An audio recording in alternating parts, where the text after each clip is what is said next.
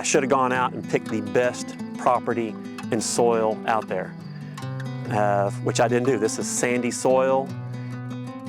It has been abused. It's been sprayed over and over again. It's been tilled, it's been bulldozed. There used to be trees here, oak trees. I mean, it's an abused piece of property. This is not the best place to do this. That it used to be a Central Texas Blackland Prairie forest. And so at one point, an engineer bought this 78 acres and decided that they wanted to make it into an olive orchard. And so they bulldozed and burned the native forest, and they put in 2 wells, and they built the infrastructure that they needed, and they started to plant olive trees. What's been here, what didn't work was the monoculture of olives, and then I'm going to show you next year of, hopefully, of everything that I've done and what's worked and what hasn't worked. Not the old school way. I come from a family who had a ranch for 160 years, been doing it the same way forever. My #1 challenge is changing my dad's point of view, my family's point of view. So that's my, and I haven't done that yet. And we'll continually work on building up the quality of the soil. So that's going to help my trees, it's going to help my animals, it's going to help the wildlife, it's going to help everything. It'll help for this land to rejuvenate itself automatically, hence regenerative agriculture.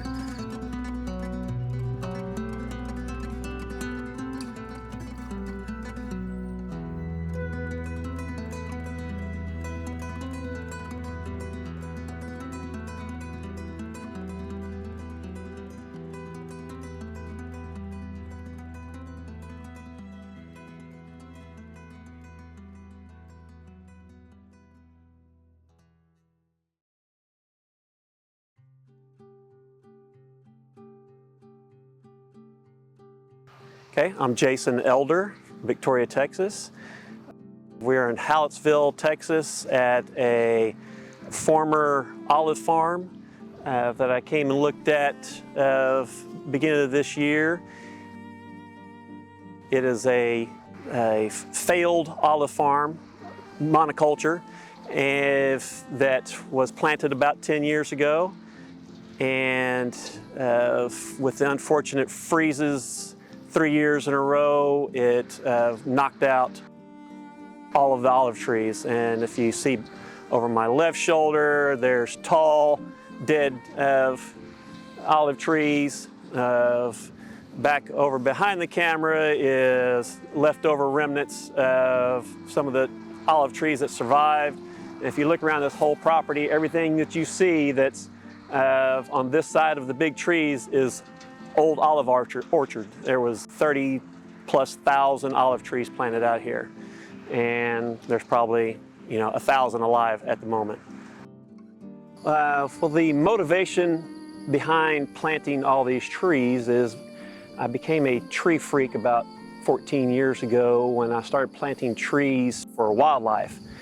I was a terrible farmer. Every time I planted crops for animals, they all died. So I was like, well, I'm gonna do permanent food crop plots. So I started planting oak trees and fruit trees, and successfully and unsuccessfully. And so I've been learning over the years. But I've become more educated on the benefits of the trees. I study it every day. I watch videos on trees. And so over the last 14 years, I've grown to just be a tree enthusiast. Okay, so we're out here today to tell you guys about this project that's being called Arborgasm. Hey, you wonder where the word Arborgasm comes from? I created the word Arborgasm. It's when you turn, people that are watching this film are only people that are going to have Arborgasms, and only people that are going to continue watching to the end of this film is when you turn around and you see all these trees, you go, oh! That's an Arborgasm. Did you get that?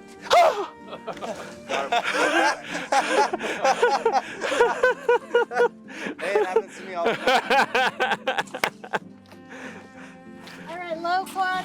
That's as detailed as I'm going to get, because my wife will probably watch this film, and I don't want to get too. And the history of the project is that it used to be a Central Texas Blackland Prairie forest. And so over on the fence line, you can see oak trees, Yopon holly, and a very dense forest that's even hard to move through. There's some mulberry in there, there's some native grapevines, and a bunch of other stuff. But at one point, an engineer bought this 78 acres and decided that they wanted to make it into an olive orchard.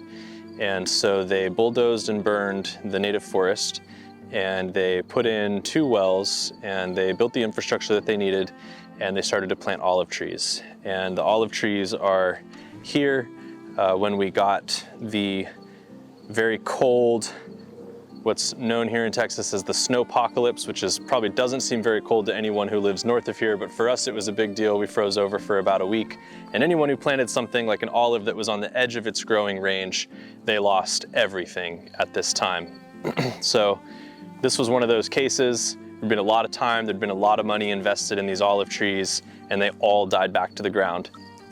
I should have gone out and picked the best property and soil out there, which I didn't do. This is sandy soil. It has been abused.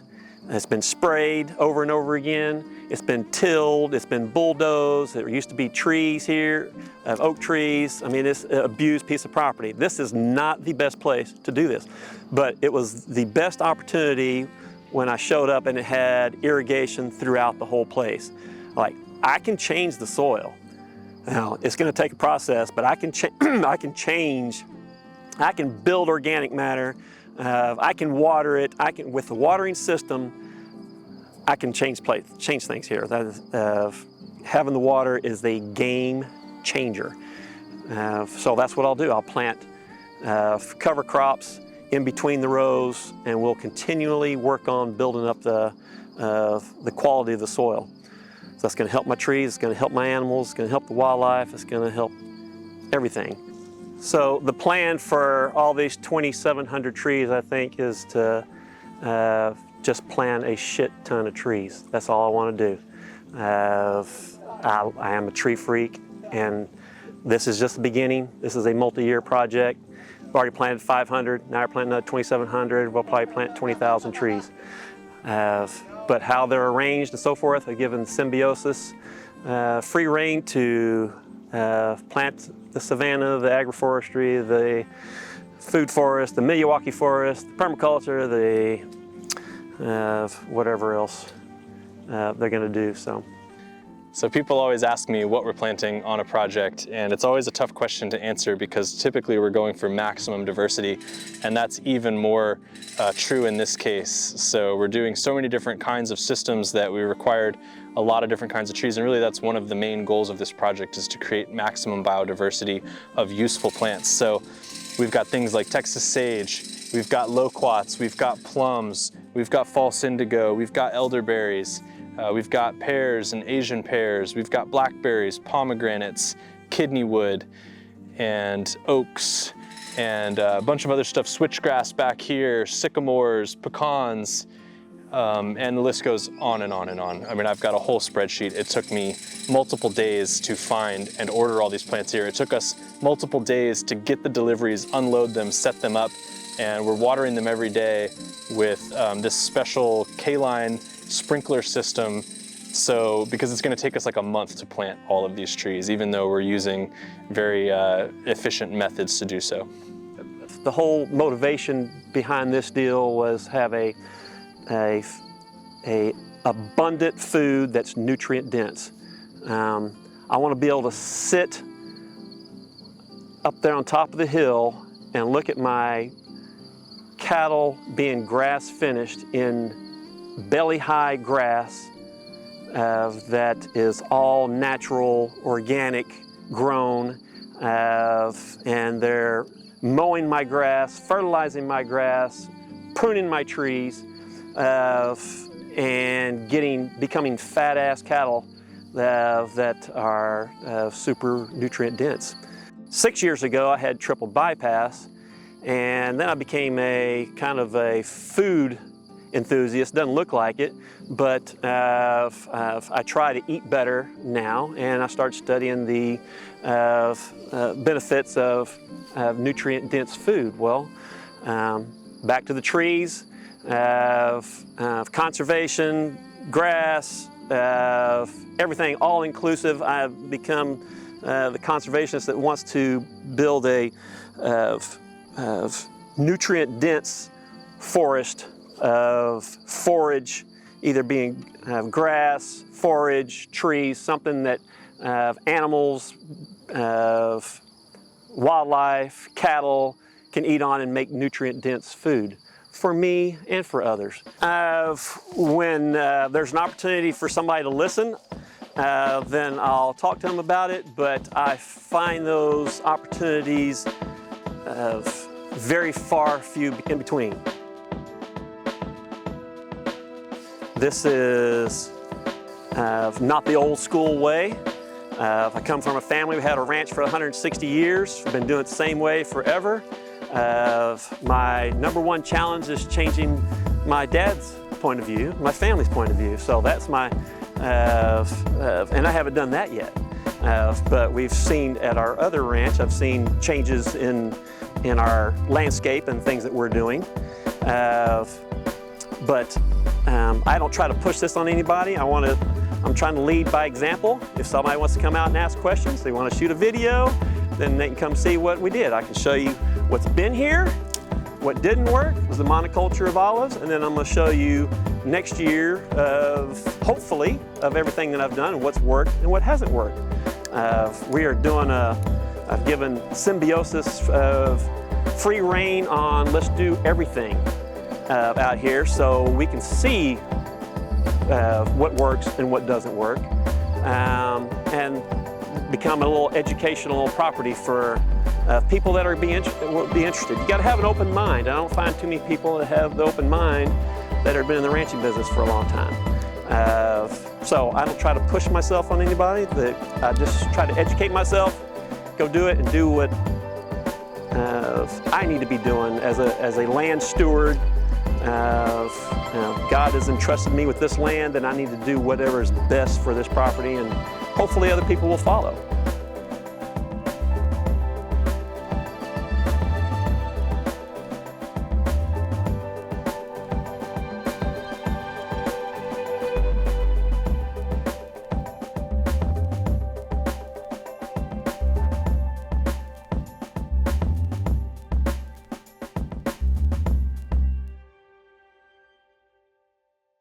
Hey guys, thanks for watching. Hope you enjoyed the video. This is part one of a two-part series.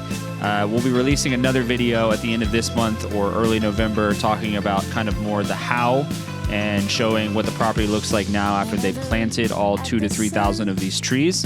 And in that video, the team will kind of talk about how they went about planting all these trees, kind of the more specifics of the plan for the property and all of those fun things. So if you enjoyed the video, make sure to like, subscribe, and stay tuned. I've been stuck inside my house too long. Can't stand being